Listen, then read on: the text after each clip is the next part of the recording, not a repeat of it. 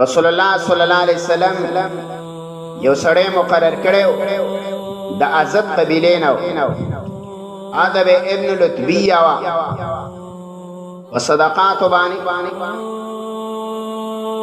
د زکات مال به راټولول ویلاشه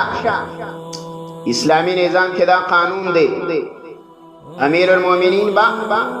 علاقی کلی ته یو سړی را لیږي هغې له به د زکات مال ورکوي او بیا به دا بیت المال له وړي د هغه ځای نه به په غرباو یتیمانانو مسکینانو باندې خرج کېږي نبی علیه السلام یو سړی مقرر کړی د هغه نوم ابن لتبیه دا به چې کله لاړی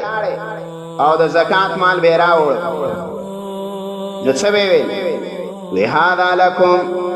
وهذا اهدی لی وی دا زما دی دا ستاسو مال دی دا زکات دی او دا مالا چا هدیه او تحفه را کړې ده دوه ځای مال به یې راوړ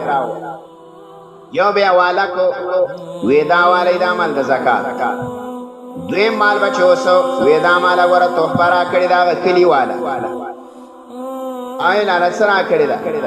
وی تحفه را کړې رسول الله صلی الله علیه وسلم فرمایل فهلا جلس فی بیت ابیه او بیت امه ولی دا سړی نه کیني یا په کور د پلار یا په کور د مور کې وینظر ایهدا نو دا دې وګوریا چې څوک له تحفې ورکوي دلرا املاک الاولنی ورکیا او بیا یې فرمایل والذی نفسی بیده لا یاخذ احد منه شیئا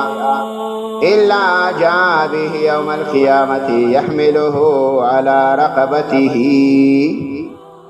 ان کان بعیرا له رعاء او بقرة له خوار او شاة تيعر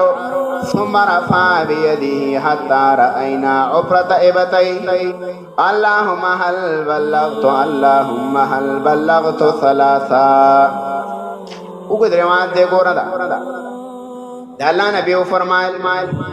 وی دا سړی چې دا خبره کوي چې دا مالا چا تحفه را کړې ده او دا هدیه ده وی دا سړی دی کینی کنه د پلار په کور کې یا دی کینی کنه دا د مور په کور کې دل آیا څوک تحفې ورکوي نه مړه تحفې دله څوک نه درکوي تاله دا تحفه درکړې شوې نه ده د زکات مال دا واپس کا اوس هم ډېر خلک داسې وي که نه و ته عالم یې تاله څوک پیسې درکوي یا تاله څوک څه شی درکوي دا په دې وجه باندې درکوي چې دا عالم دی دا نه بیا پوښتنه کوه یو څه دې تاله درکړو وی دا څه دا د چا دی دا زمانه ذاتي راکې کو نه دا د مدرسې دپاره دی یا د طالب العلم دپاره دی یا مال د زکات دی یا مال د سرسایه دی یا نه اسې صدقه ده نه دا تپوسونه خو اوس نشته که